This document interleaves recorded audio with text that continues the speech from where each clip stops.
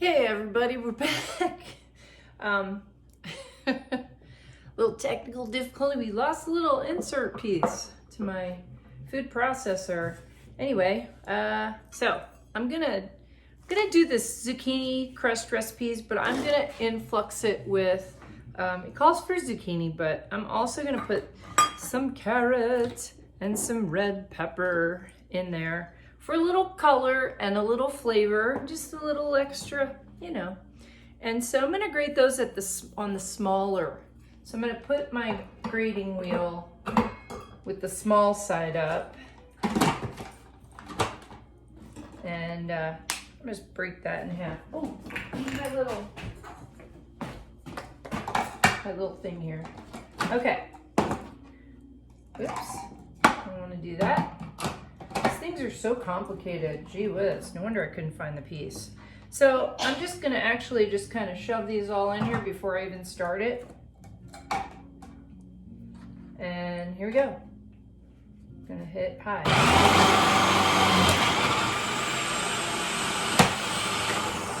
Sometimes what you'll have is one piece will screwed out, you know. I don't want that big chunk to be in there. But I'm gonna also flip this because I'm gonna do the zucchini. Got my little carrots in there. And I'm gonna, it asks for about 4 cups all together. Is it 4 cups? Hold on. Okay, so I ask about 5 cups all together. So I've got, you know, sometimes, I mean, you could do carrots, yellow squash, peppers, onion, eggplant, mushrooms. You could put anything you wanted in there. But zucchini just has it's just good because we're gonna make like a crust. I actually make these and I make wraps out of them. I use them as my wrap instead of bread. Okay, so here we go. So I can fit that whole one down there? Yes, I can. All right, so here we go. So I'm gonna just do that.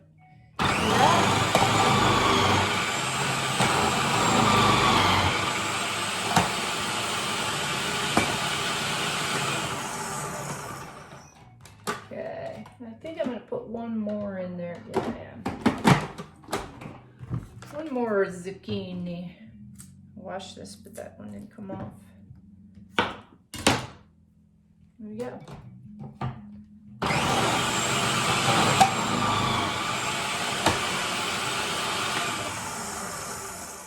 Okay, so let's make sure we've got about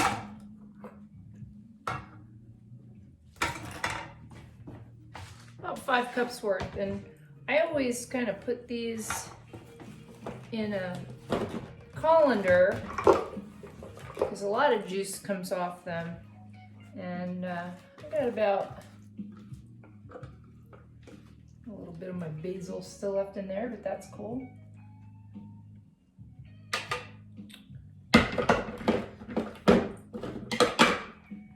Yeah, and that's easily 5 cups. That's pretty good. So, and I mean, if it was a little more, that'd be fine too. You're going to be mixing this with egg and baking it. So I'm going to just put this in the sink. And what I normally do is I just take it and I press it into the sink to just relieve some of the juice. Okay.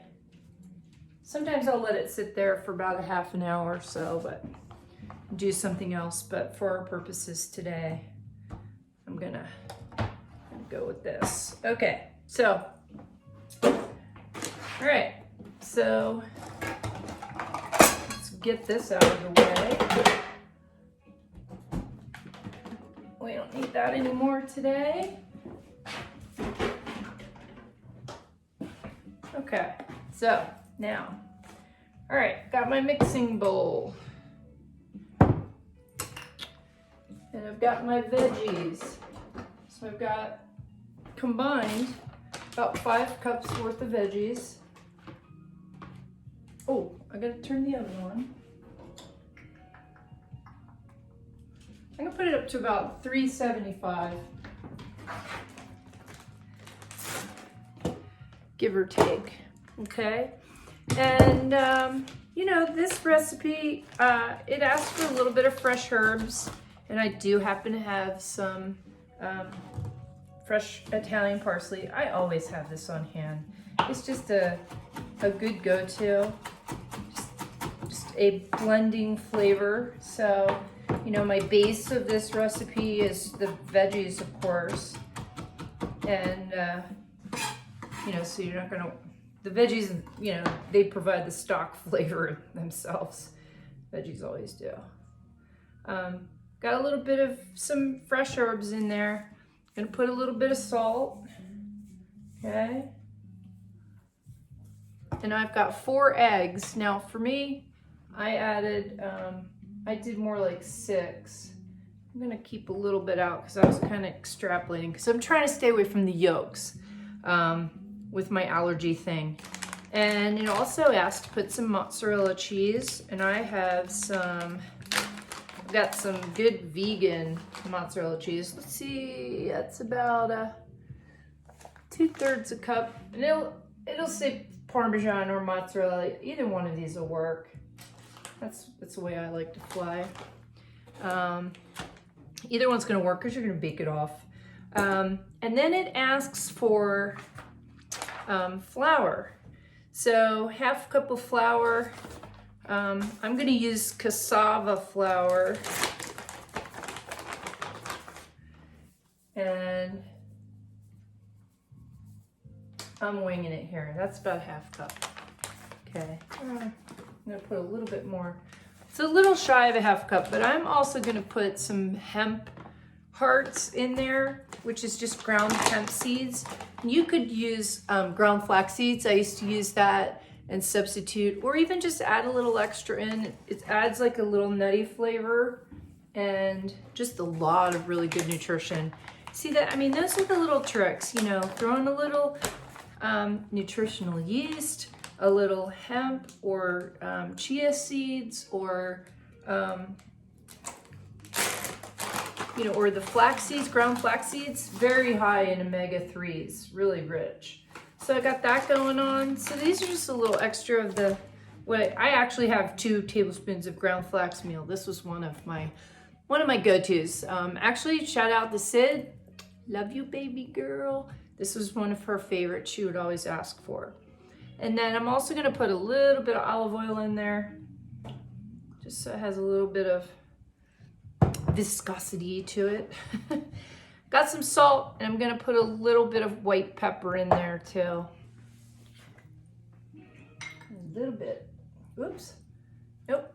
That's granulated onion. I'm gonna put a little tiny bit of white pepper, because I can't do black pepper right now. Hopefully that'll be up soon, because I am such a fan of big black pepper on my salad, you know, big old crunchies. So, all right, so there we go. So here with me, I'm gonna use my hands. I'm gonna take my bracelet off.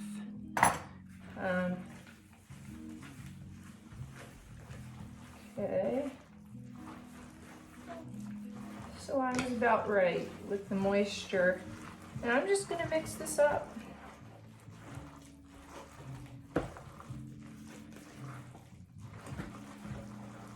And then what I'm gonna do, rinse off real quick, is I put these on a baking sheet and I bake them off. Now, I actually was out of parchment paper, but I just got done making some kale chips. So I got a spare piece. It's used, but that's not a big deal. For me, I'm gonna lay this down. And always a smart idea to give that a coating, because we're gonna be baking this off. So I'm gonna do, now you could do it like this and make a little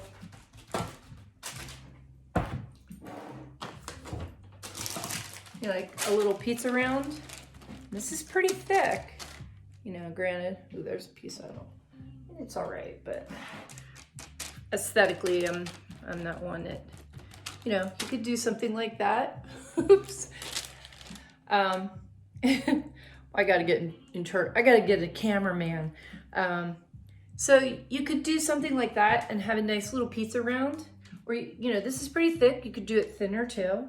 What I'm going to do for my purposes is I'm gonna put a bunch in here. And I'm gonna move it to all four corners. And I got about 3/4 out there into this.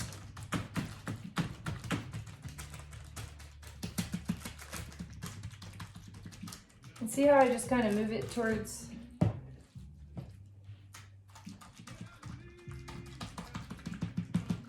Now, these pizza, what I'll do is I'll just cut them in thirds and have a wrap when they're done. Okay, so I've got those pretty evenly. Okay, let me wash off. Making a mess in the kitchen. And just gonna throw it in the oven. Now I got a little bit left here, so maybe I will do a pizza round.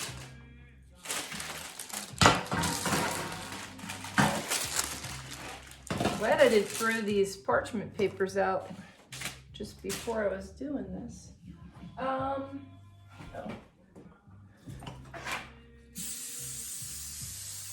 Okay, so whole idea here is eliminate carbs. Yes, these are carbs. Yeah, and there's some carrots in here. These are, you know, they're good carbs. I mean, I've been doing pretty well. I just really wanted a little extra flavor, and it's just a little variety, not just all zucchini. But it's really good with mushrooms. You know, I love it. But I'll make a sandwich out of this, and what I'll do is I'll take a picture after I make a sandwich. I'll put like some smoked turkey in there and lettuce, tomato, avocado, and I'll take a spread. I've got a little spread, a little cream cheese spread that's vegan. That's like a cheddar cheese, or there's one I have too that's kind of like a ranch. You know, you could just smear that on there and then roll it up, and it's, oh my goodness, really good. More flavor and better than bread, you know. Okay, so I'm gonna put that in there because I'm gonna get 2 out of this one too. So, cool thing about that too is once you cut those up and let them just hang out and cool off, if you're not using them, you can freeze them. Throw them in a Ziploc bag, you know, pre-cut. Put some of the parchment paper in between them and just throw them in the freezer. You know, sit them somewhere where they're flat so they'll freeze up nice. And, you know, they'll defrost in like, I don't know, you can pull them out, they'll defrost in about 15 minutes, you know, or so. Which is fabulous. So the other thing I do is I'll take that and if I want to make a pizza crust out of it, when I pull them out, just put a parchment over them. And sometimes I like, you know, because they'll be a little moister on the underside, a little crispier on the top. And I'll just get another matching, you know, cookie tray and just kind of flip it. And then that way you have the upside down side that's right side up, and you can crisp that up a little. And you can just keep, you know, you can turn it down to lower degrees and just let it cook up a little longer and kind of dry out is what I'm getting at. And then, you know, it's a little more crispy like you would for a pizza crust. But still, it's not gonna hold together like a regular doughy pizza crust. You know, you're gonna have to eat it with a knife and fork. But, you know, this is what we do. Gotta make substitutions. So, All right, well, the next thing I want to get on is the minestrone. Wash my hands real quick. Okay, so this minestrone is that classic Italian dish. It's a peasant stew, okay? Doesn't normally have meat in it. It's just a vegetarian stew with beans and pasta in there. So I fly differently. I don't like pasta in my soup because I feel like it's just wasted carbs. You know, but maybe you do. And sometimes they have this little, they're called ditalini. They're little tiny macaronis. They're sliced through and they're, you know, they're cute. It's a nice little pasta to put in the soup. And you can choose to do that or not. I'm not a fan of beans in my soup. I'm not really a bean soup fan. I don't know. I kind of like my beans in hummus. So, but we'll do that sometime too. I'll do a hummus maybe 2 or 3 different ways. That would be cool. Because everybody likes, well, most everybody likes hummus, and it's so good for you. Okay, so the minestrone, I didn't have a recipe for that. I know I have one, but it wouldn't print out on my thing. So I'm just gonna wing it, and I will put a blueprint recipe together for soup. And so just pay attention while we go here. It's pretty easy. I'm gonna start with a pot.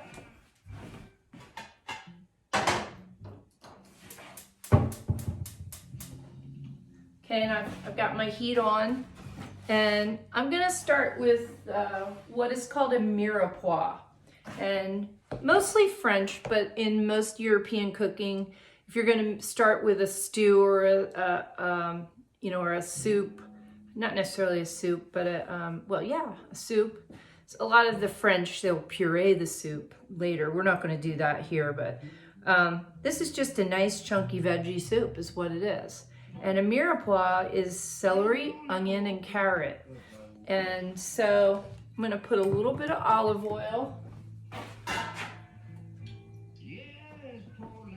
And a little bit of mirepoix. So I've got my celery and my onion. And I have these carrots. They're amazing. Look at the color of these carrots. I got the rainbow carrots, so there's some yellow and some, it's almost like a persimmon color. It's beautiful. I love it.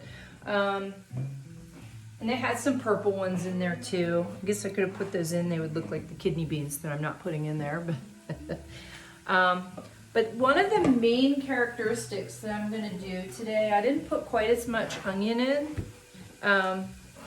Because usually, most time you're making a soup like this, you put about an onion or 2 in. And I've got some leeks, and I don't know if any of you have used these before. I just cut them down because I only start from here up. Because the green stalks, they kind of shoot up. They all kind of almost look like irises in the backyard. I slice them, and then I also have some fennel, which is, they make anisette liquor. It's a licorice kind of flavor. And you gotta be real careful of these. I did rinse them pretty good, but there's still there's always a lot of dirt that gets inside, but I pulled the first sheath off. So I'm just gonna slice them really super thin. And what leeks are is they're in the onion family. So they just add a nice onion, mellow flavor. So we would call these stock vegetable for sure. This is just an added veggie for flavor. And I'm gonna throw that in. That's a big old mirepoix. And it's about to get bigger. So I'm gonna toss a little more olive oil in there. Just so there's enough that you can, we can coat it.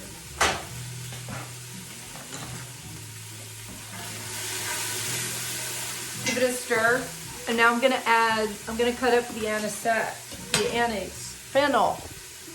Make sure we can see that. So,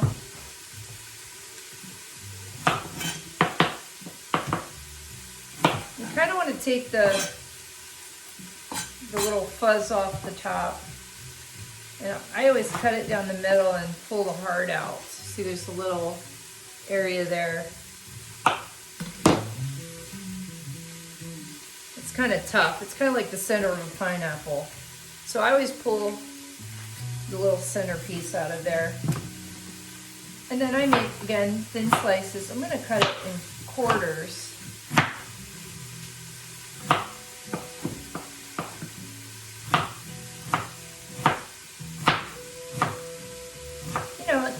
This is a peasant stew. You don't have to have perfectly shaved, vegetables that are exactly the same size each piece. We live in the real world here. So, okay, so we're gonna add these in too. This is the basis for our soup.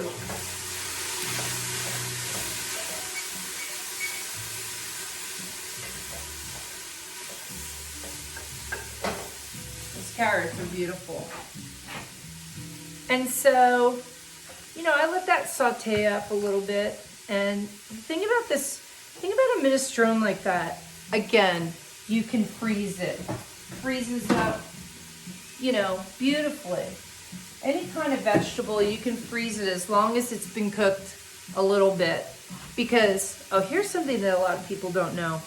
If you take a raw vegetable and you throw it in the freezer, remember if it gets too cold in the crisper drawer or something, it freezes, it kind of turns like into this opaque mess.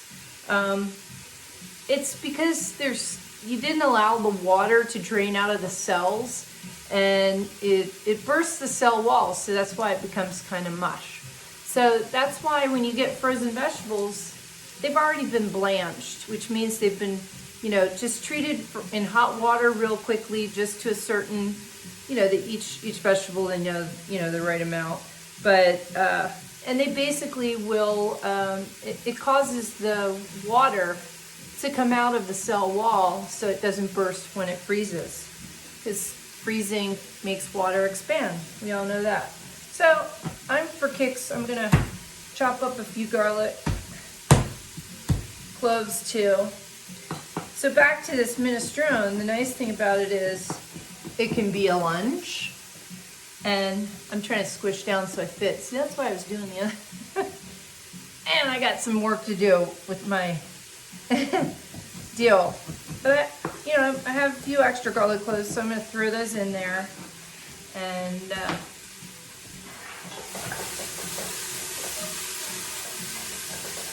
mix that up, and I have a, this is kind of a savory stew. Flavor-wise, I'm gonna just rely on the veggies. I've got a nice chicken stock, actually a homemade one that I came up with. I've got 2 cups. And I've also got a large 28-ounce can of crushed tomatoes, or you could do diced tomatoes, and leave the sauce in. I like it rich, so I like the crushed tomatoes because they have a little bit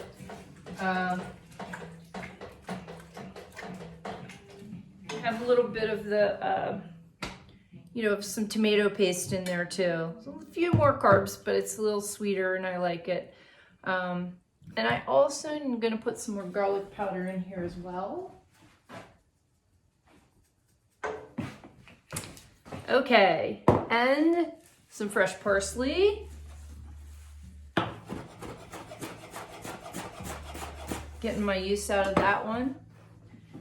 And for a treat, I have some turkey bacon in here. Just want to add a little, because it pairs really nice with the anise flavor of the fennel. I'm gonna put a good handful of this. It's turkey bacon that I had fried up and seasoned. Now, if you're a vegetarian, obviously you're gonna skip that part.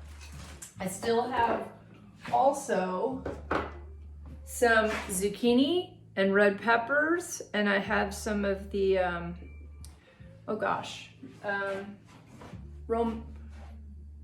Romanesque, the veggie, that I don't know if some of you saw it, but it's kind of like a cauliflower, and I'm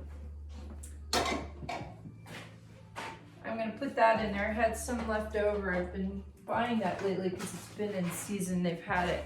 Now, normally I would put some spinach in there. I have some leftovers. This is Italiano kale. It's Tuscan kale. And it's a little softer version. And I'm just gonna make some chops here and add that in as well instead of my spinach.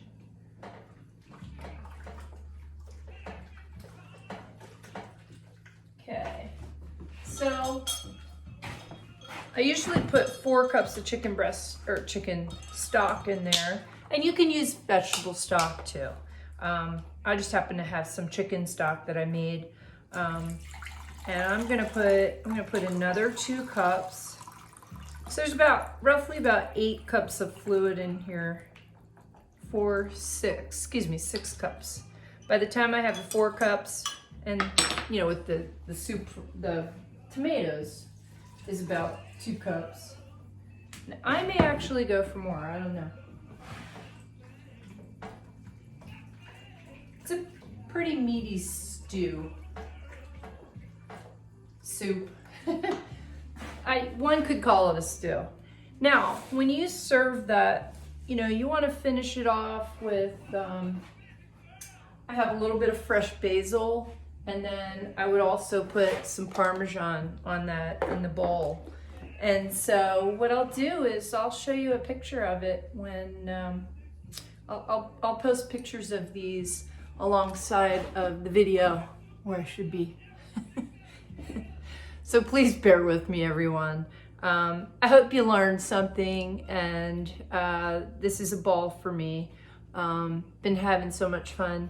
And I did find out that my son has his apartment in Hawaii, so I think I may be going next week. So I'll get you guys some information, and we're gonna do a full week there of Cooking 101. Every day we're gonna have a little something, and because I'm gonna teach my boy how to cook, so might be something cool if you can get with your kids, or you know, pass it on to them, because they really need to know stuff like this. Anyway, I'll tell you more about that, but thank you very much for hanging in there with me and all my little technical crazy, but love you all.